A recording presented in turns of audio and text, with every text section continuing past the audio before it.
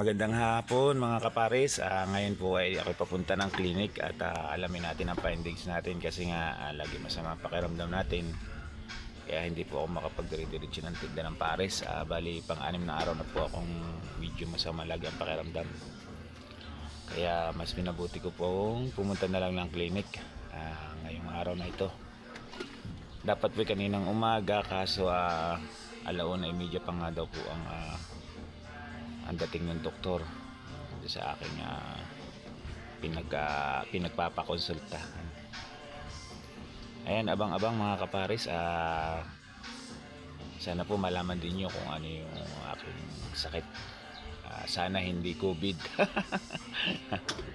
Ayan, magandang hapon po sa inyong lahat dyan. Saan man kayo naroroon ngayon, mga OFW. Ingat-ingat lang po kayo palagi. Uso ngayon ang sakit. Kahit dito sa Pilipinas talagang kalimitan ay nilalagnat, inuubo, sinisipon, yan sama-sama na sila lahat. Ingat-ingat po. Salamat po. Abang-abang na lang po mga kapares. Bye bye po, salamat. Ayan mga kapares, nandito na tayo sa ating pagpapacheck upan. Ang problema, sarado pa rin. So nandito tayo sa labas para maghintay tayo kung anong oras magbubukas. Ayan.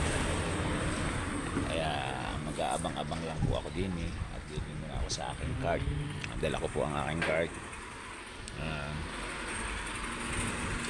Ayan, at ngayon ay naambun pa.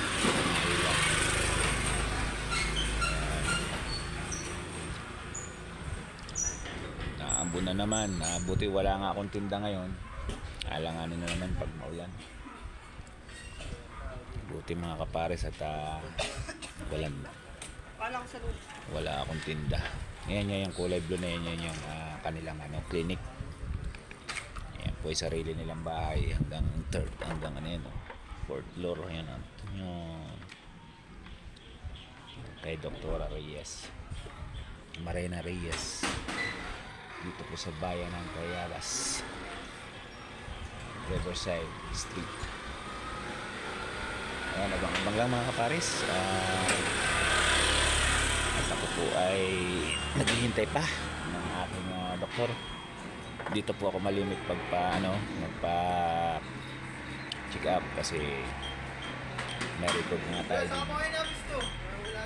Oo, wala akong tinda ngayon. Nagpapa-check up muna ako. Masama ang aking nararamdaman. Baka bukas mayroon. Pero kagabi mayroon akong tinda. Oo, ubos nga lang, ang bilis lang. Ubos na agad. Ayan na. Sige. Hindi. Handan lang ako. Nandun lang ako, hindi ako pwede umalis doon. Ayos doon. Okay. Ayan mga kapares, nandito na ako sa loob. Christopher Codilla po. Christopher Codilla. Codilla. C-O-D-I-L-L-A. Yan. Codilla. CEO. Hindi, CEO. Si ma'am. Noon ay payat ka pa ma'am Ba't ngayon ang taba mo na mukhang napapabayaan sa kusina. Lumubo na yan. Ang dami ko ng check up dito. Basta pagka nasa pakiramdam ko dito naman lagi. Sa Lita Phase 2. Pero ang naka-address dyan sa akin ay Green Heights. Dati pa. Yan, nandito po ako sa loob. Hindi po. Wari ko lang ako. Mga last part ng April. Nagpa-check up ako dito or March. Dati po.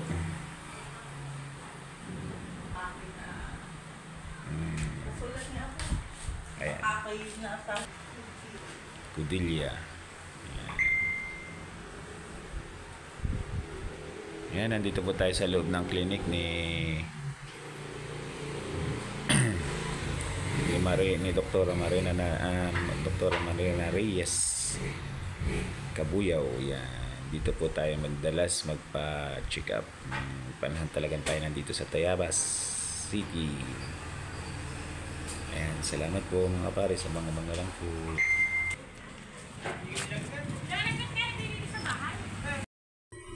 Ayan, pagkakain mga pares. Ayan,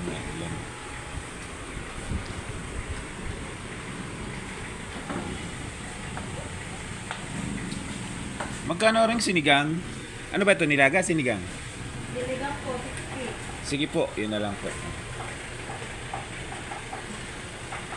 Ayan, kakain po tayo mga kapares. Abang-abang lang po. Mamaya ko po pakikita sa inyo yung gamit ko.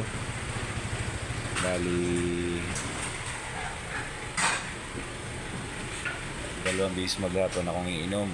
Bali, yung sakit pala ng dibdib ko ay napipirsa lang daw po sa pag-ubo. Mga kapares, yun po pala ang dahilan. Kaya nasakit yung dibdib ko. Ang akin naman blood pressure ay 110/70. Normal lang po ang aking dugo, 110/70.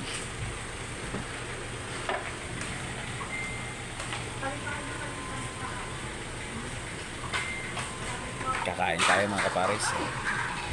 Yan, kain po tayo mga kapares. Ayan po ang kakainin natin. Yan. At sa bahay ko na po papakita sa inyo yung mga gamot ko. Yung mga binigay na resita ng ating aking doktor. So, mamaya na lang po mga kapares. Salamat po. Ngayon, magandang hapon mga kapares. Nandito na tayo sa aking bahay. Ngayon, ang nangyari po sa pagpapakonsulta ko ay bawal po sa akin ng tubig na malamig, pero kailangan maraming tubig akong inumin. So, ang pananakip daw ng aking dibdib ay dahil sa pag-ubo dahil masikip.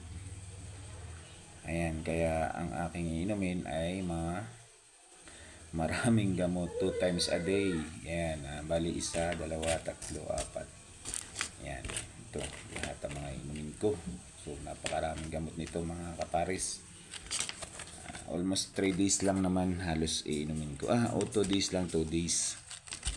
Mga 2 days ko lang mga iinumin. So, wala naman pala tayong nararamdaman sa dibdib, kundi yung nadadala lang siya ng napipersa lang siya dahil sa pag-ubo, dahil ang ating ubo ay yung dry. So, kaya nasakit ang aking dibdib. So, ngayon, ito yung mga gamot na inumin ko. Sana makita ninyo. Ayan. Iinom na po tayo ng gamot mga kapares. Iinom natin. Ang pangalan nito ay sasabihin ko sa inyo mga pangalan na marunong na tayong bumasa Ito.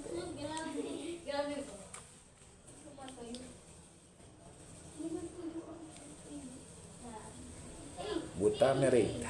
Ayan. Kung ano sa inyo ang butamerate, ayan. Yan ang una kong iinumin. Yan ang iinumin ko, butamerate. Ayan.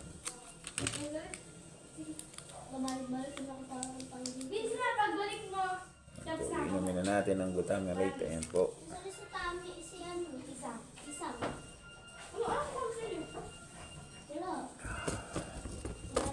Next.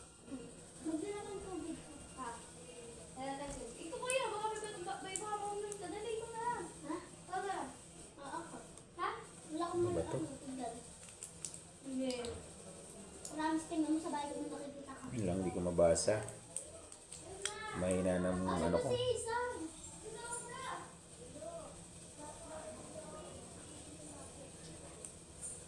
Anistan, ano?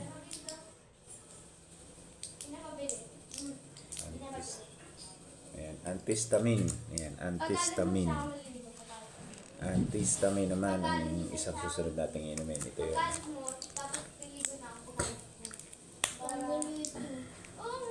Ayan. Pero muna may alas sa kanya. Opo, ito mo.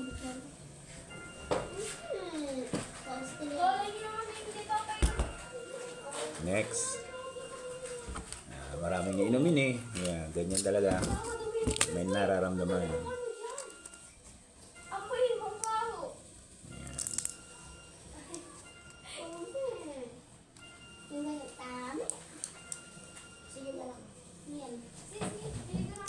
Antibacterial. Ito yung inumin natin. Antibacterial. Parang nung na-hospital ako, parang mayroon akong ganito antibacterial. Ayan. Ito siya. Ayan, antibacterial.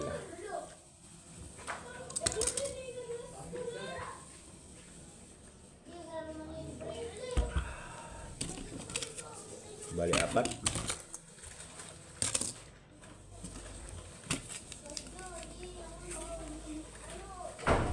Ayan, dalawa. Bali, tatlo lang po pala.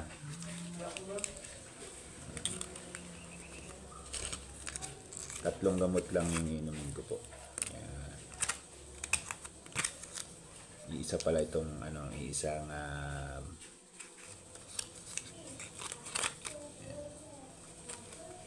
Butanimine. Yan. Ayan, Butamirate pala. Butamirate. Ito. Lahat sila Butamirate. Ayan. Ito yung mga resita nila. Yan.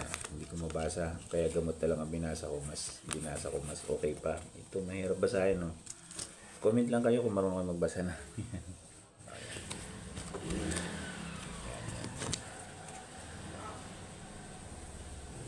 Basahin nyo kung kaya nyo. Comment lang kayo. Ayan, abang-abang lang tayo mga kapare. So, hindi pa po natatapos dito ang aking vlog. Magluluto po ako ng maha blanca mga kapares. Yun ay aking mahilig po ako sa matamis. Yun ang aking gusto lutuin. Parang nanood ako kanina sa sa vlog. May nakita ako na kay Miss Jazz. Siguro mapapanood dito ni Miss Jazz. Parang engganyo ako. Parang gusto ko rin magluto. Marunong naman talaga ako magluto. Ang ibig sabihin, dahil paborito ko, magluluto ako ngayon. So sa akin, iibahin ko naman ang pagluluto. Kaya mga kapares, abang-abangan nyo yung lulutuin ko. Ng maha blanca. Masarap yun. Mas pasasarapin natin. Ayan, abang-abang mga kapares ha. Dahil hindi naman tayo nagluluto ng mga masasarap na ulam sapagkat wala naman nagpapaluto, siguro sa mga susunod na araw na lang kapag pwede natin kainin, magluluto tayo ng mga iba't ibang klaseng ulam. Mga 1/4 lang para lang makita nyo yung mga niluluto ko dati. Yan, abang-abang lang mga kapares at binasa ko na sa inyo yung mga gamot na iinumin ko everyday. Bali 3 days lang naman. Tapos na akong uminom ito. 2 days or bali 2 araw at bali 1 araw 2 days lang iinom ng gamot. Ayan, mahal din ang gamot kaya ingat-ingat po sa lahat ng mga nandyan. Mahirap yung magkasakit. Ubusin na natin ang tubig.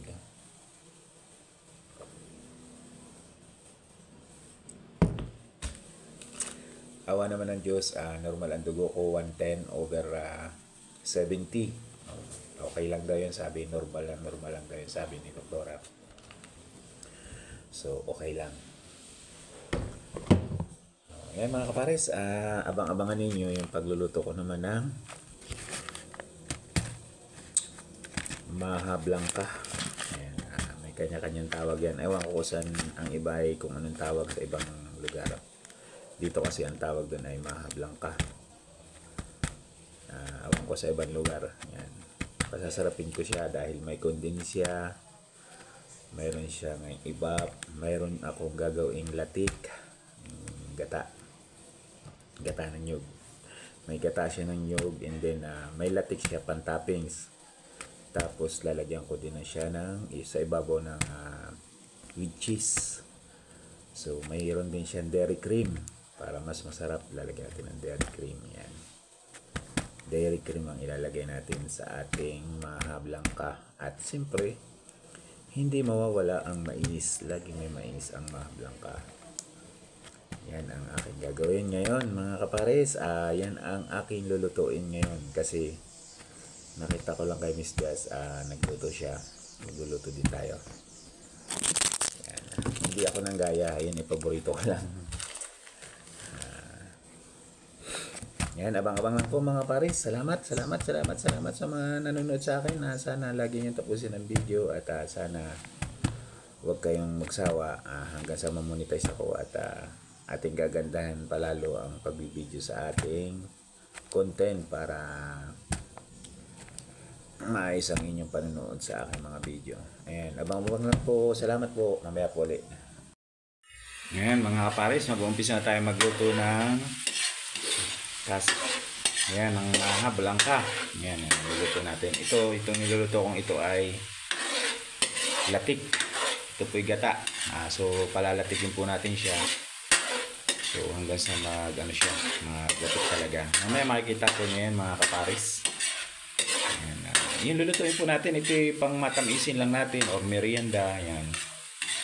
Yan po ang lulutuin natin ngayon. Ito po ay maha blangka. Ayan. Abang-abang lang po mga kapares. Ayan.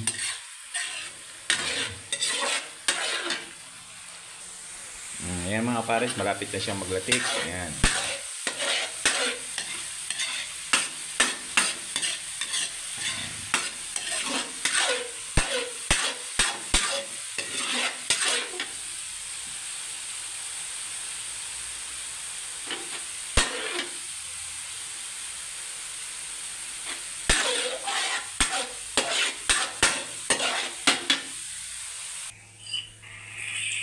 Ayan, ano na siya mga kapares. Ayan, mag-brown na, golden brown na siya. Magiging latik na siya mga kapares. Ayan po ay latik ng niyog. So, yan po ay pang-ibabaw natin. Toppings po sa maha blangka. Ating lulutuin. Ating lulutuin ngayon. Yan po ay pang pang sarili. Pag yung ganyang nalatik-latik na po, kailangan mahina lang po nga po para hindi po masyadong latik. Maging busy po kasi na pwede na sunog ang latik. Ayan, naglangis na po siya. O, yung pong langis na yan ay langis katas ng niyog. Ayan po. Ang gata po kanina. Ang luto ko. Ayan. Diba? Sarap.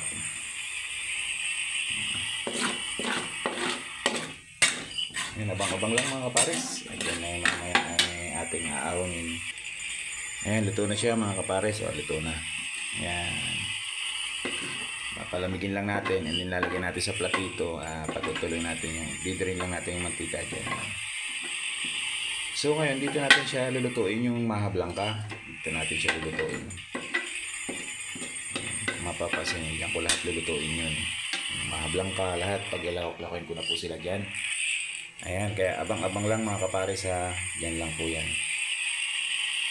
Ayan mga kapares, yan, magluluto na tayo ng maha blangka. O ngayon yan, pinapakulo ko lang po are. Are po yung pangalawang gata ng niyog. Yan. Pinakulo ko lang po yan para maging Saka may ilagay po ako dyan. So yan, pahina na po natin ang apoy. Unahin po natin are itong mais. May kanya-kanya po ng proseso yan yung pagluluto nito. So akin ay unahin ko yung mga pampalasa. Then hinaan na natin ang apoy. Lagyan natin ang gata. Yan. Pasensya na po kayo, hindi maayos ang video kasi nasolo lang po tayo. And then ilagay na natin itong gatas.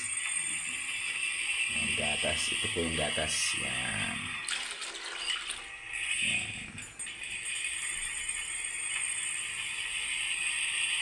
At saka natin ilalagay yung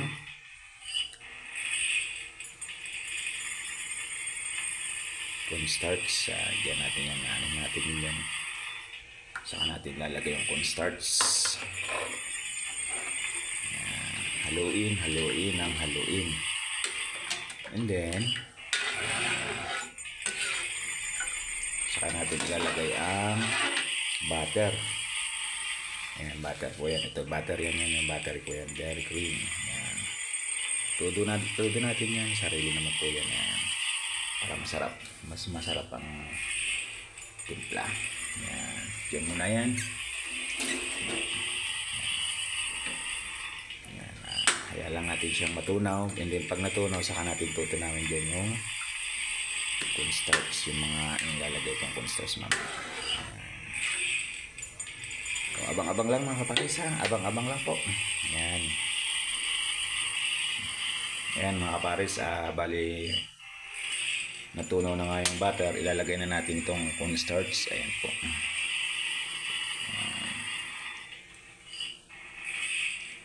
Ayan. Lalagay na po natin yan dyan. Sama-sama sila yan together. Yan. Yan po mga kapares. Haluin natin siya ng haluin. Hanggang siya ay sumarap ng sumarap. Hanggang siya ay maluto at lalong sumarap. Yan po mga kapares. Yan.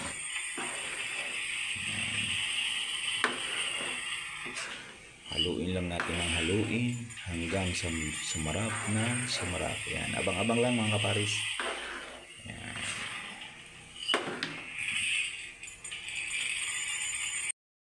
Yan. Luto na siya mga kapares. Yan ang mahablang ako. Yan. Yellow siya. Yan naman ang gusto ko kasi sariling gawa naman ito at saka sariling ka. Akin lang ito. Kakainin. Pero masarap na po yan. Pero mamaya po yan po yung ating ilalagay pa sa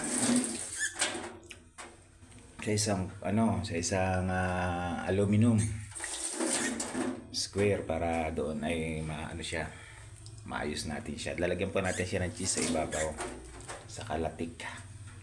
Ayan, abang-abang lang mga kapares. Yan.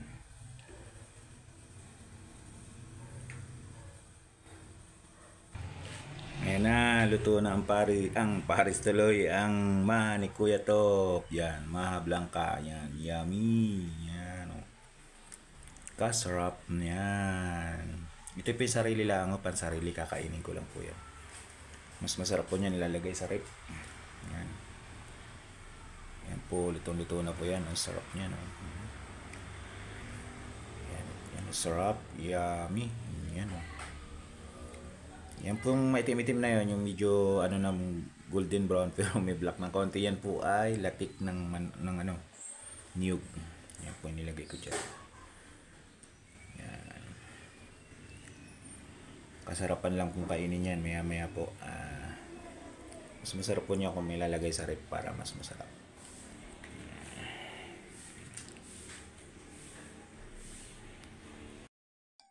Ayan mga kapares, naluto na yung mahablang ko at yan na, masarap na siya. Ayan,